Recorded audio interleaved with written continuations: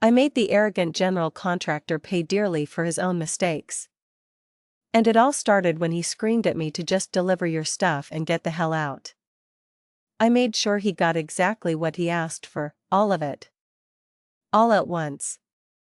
I work as a project manager for a large multinational furniture company.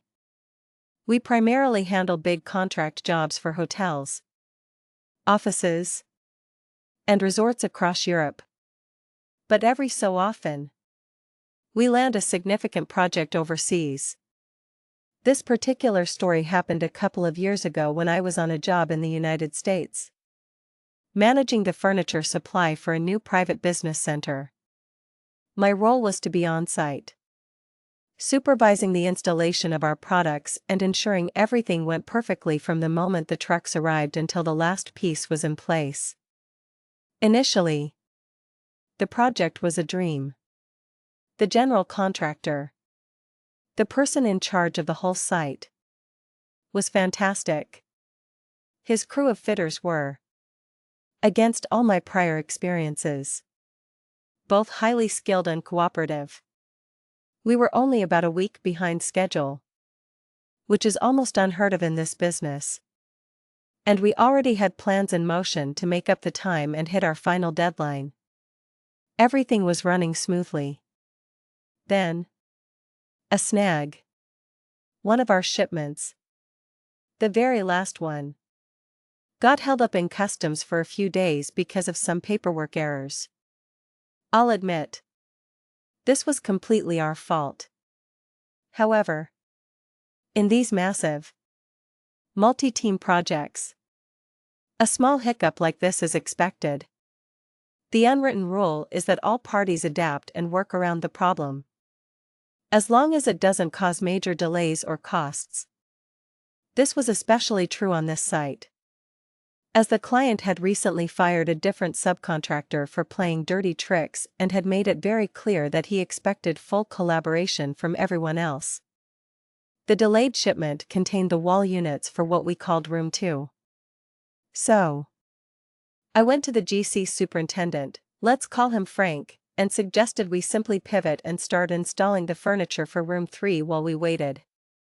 It was a simple, logical solution. To my complete surprise, Frank flatly refused. He insisted that this minor delay meant his teams couldn't do any other work, which was a blatant lie. He then had the audacity to claim that because of our shipment, his company was now due monetary compensation from us for lost working hours and that he deserved forgiveness from the client for the project's pre-existing week-long delay. After our meeting, the client was absolutely fuming. And I was just stunned. This revealed Frank's greatest fatal flaw, his arrogance. He assumed I was just another subcontractor he could bully, and that short-sightedness would ultimately seal his fate. Other subcontractors on the site later pulled me aside and warned me about him. Frank's boss was apparently breathing down his neck about the project being behind schedule and over budget due to his own purchasing mistakes. He needed a scapegoat to take the heat, and I had just become his target. He was also trying to squeeze extra money out of the project to cover his own team's errors. In our next meeting, things got heated. Frank launched into a loud, unprofessional tirade about the delay, putting on a whole performance. Luckily, just as he was turning red in the face, I got an update. Our final shipment had cleared customs and would be ready for delivery in 2 days. I told him this, expecting it to calm the situation. Instead, he just cut me off, yelling, "Just deliver your stuff and get the hell out." Frank made that demand at that moment, completely unaware that those few words, screamed in unprofessional anger, would lead directly to his own humiliation. I was done. Our work was nearly finished. I was scheduled to fly home for a much-needed holiday in 48 hours. And this man absolutely deserved what was coming to him. I looked him dead in the eye. You sure, Frank? I asked calmly. Just do it. We'll take over from here. Sure thing, Chief, I replied. Then ended the meeting by faking a phone call. My plan was already forming. I took the client out for a business lunch, where he agreed not to let Frank pass any bogus costs on to us, since we were clearly not the ones at fault. I even got copies of the meeting transcripts to have everything in writing. Fast forward 2 days to that Friday morning. I checked out of my hotel, boarded my plane for the long flight home, and switched my phone completely off. I had already set a vacation auto-reply on my email with absolutely no backup contacts listed. While waiting at the gate, I made a few final calls to our US logistics partner, confirming our arrangement. Then, I settled into business class, ready for a dozen hours of peace high above the Atlantic. When I landed, my phone exploded. I had over 50 missed calls from Frank, his boss, and even his boss's boss. The voicemails were a journey. They started with angry messages like "you asshole," and gradually devolved into a broken, pleading voice begging, "For God's sake, please just stop." You see, Frank didn't know a crucial detail. Our delayed goods weren't still at the port. They had cleared customs days ago and were sitting quietly in a warehouse just 50 miles from the job site. So when Frank screamed at me to deliver your stuff, I obliged. On that Friday morning, he got our stuff delivered. All of it. At the exact same time. Several massive trucks rolled onto the site and began unloading a mountain of large, heavy wooden crates. They filled every square inch of available storage space. Then the hallways. And finally, a huge portion of the parking lot had to be used for temporary storage.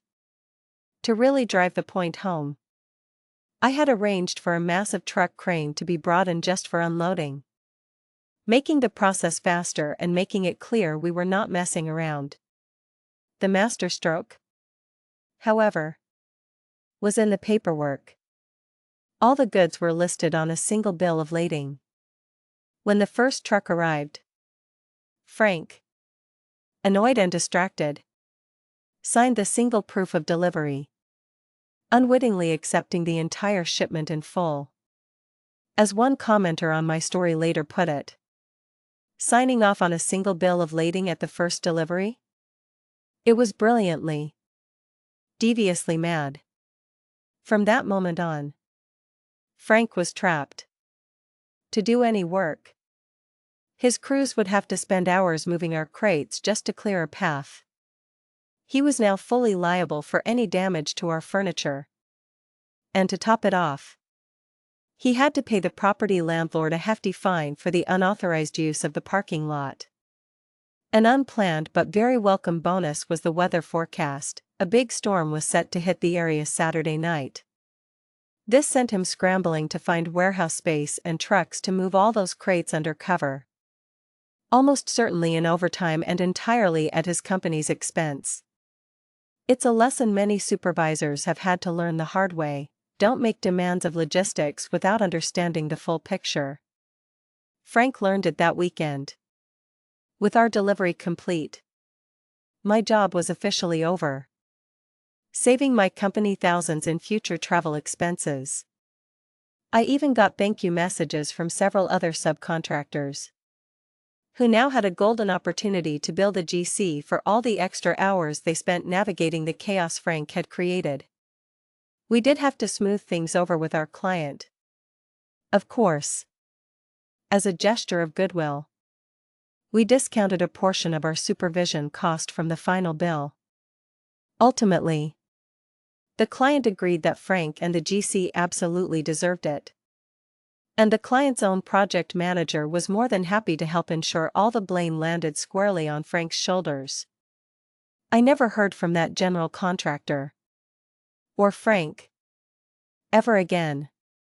In the end, Frank learned a valuable lesson: when you try to bury someone with your own problems, you'd better be prepared for an avalanche. The most effective way to deal with a bully is sometimes just to give them exactly what they demand. So, let me ask you, what would you have done in my position? Have you ever had a moment of malicious compliance work out so perfectly?